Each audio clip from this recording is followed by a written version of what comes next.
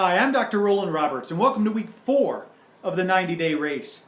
By now, you should be experiencing an all-out intensity. You should be in the full swing of the 90-day race. It's on. It's now.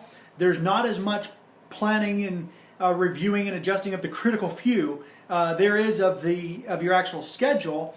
But in fact, that's one of the things I want us to work on this week is to make sure that there are no gaps in your schedule. It needs to be really, really tight. And what I mean by tight is you don't have 10 to 15 minutes here and there and scattered. It's that structured and that schedule that you know where you'll be, when you'll be there. You'll know the travel time it takes to get there or to get back. It's going to be very specific and succinct in terms of how much time you're committed to and what those things are that you're committed to are. Basically, they need to still stay focused on the critical few.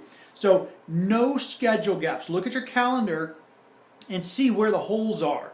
And if you have a gap from 1 o'clock to 3 o'clock or from 2:45 to 3:10, or there are gaps, different parts of the day or time, morning, afternoon, or evening, weekend, weekday, whatever it is, I want you to schedule those gaps, fill those gaps in with some of the good things that doesn't, because you should already have the critical few things scheduled in there. So add in those gaps, some things that you could do, which means you're going to need to brainstorm and say, okay, based on what my 90-day race objective is, what is something additional that I can do? It's not the highest objective, it's not the highest priority, and if I do it, it's not going to be the single thing that gets me across the finish line, but it's a good thing, and it can help move some other things along, and it gives me, it's just that much more that I can do to help ensure my success. So identify those, think about what those are, and fill those schedule gaps in now.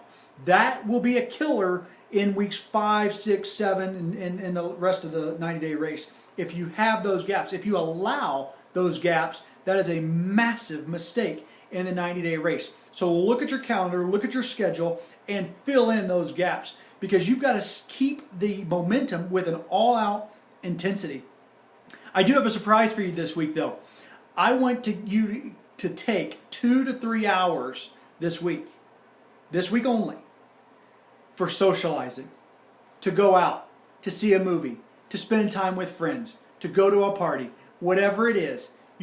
Choose 2 to 3 hours for you to spend with other people. It's not to spend by yourself. It's to spend with friends or family, date night, movie, dinner, whatever it is. You spend 2 to 3 hours outside of the 90-day race.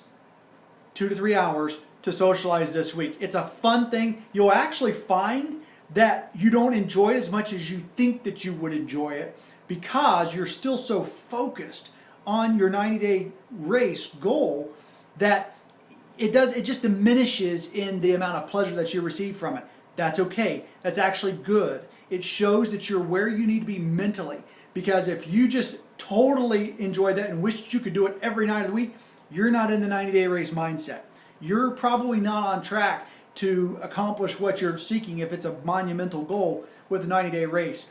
But if you can enjoy it and force yourself to do this, to schedule it, even though you don't see how it's going to move things forward, it causes enough of a distraction from what you've been focused on intently that it can actually help you move forward, even though it won't feel like it while you're in the midst of that 2 to 3 hour socializing.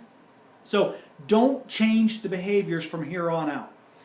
Your schedule is set. You're in the habits. You're getting into the habits of doing this schedule, eating at the places that you're eating at, going to the different coffee shops, or going to the different meeting places, or whatever it is that you've had to change the behavior in. You're getting used to these new patterns. Don't change them.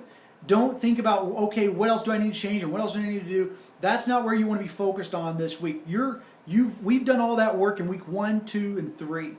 It's time to just focus on the intensity, running as hard as you can, and make sure that you spend time and get the consulting with your team, your coach, your mentor, the people who are on this journey with you. Get with them this week, because you're going to need it. Not so much on the encouragement side. You kind of went through some of that last week where you needed to really watch your self-talk. And in fact, I want you to do that again this week. Assess your attitude. Where are you mentally? Are you inspired? Are you encouraged? Or are you determined? Or are you filled with doubt? When do you get filled with doubt? When do you question yourself? Your mentors and coaches can help you with that. Let them know when it is. Maybe at certain times of day. Maybe at certain activities that you do. Let them know when you tend to get discouraged so they can help you with that. And, of course, don't forget the mantra of I can do this, or whatever you've chosen to tell yourself. Self-talk and being aware of what you're saying to yourself is where you're going to win or lose it. And the ability to stay focused, the ability to take that moment when you're just kind of feeling a little bit lethargic, a little bit like, my intensity's not quite there. It's your ability to tell yourself something that will get you moving, that helps you become successful in obtaining your 90-day race goal. That's the magic. Therein lies the magic. And it's who you become on this 90-day race. You're not seeing massive results right now. You may be seeing some results, especially if it's a fitness or fitness and weight loss type of objective that you have. You absolutely are seeing some things, seeing some results, probably feeling really good. You know, financially with your business, you're starting to see how some of the methods and structure that you've put in place is going to pay off in the long run.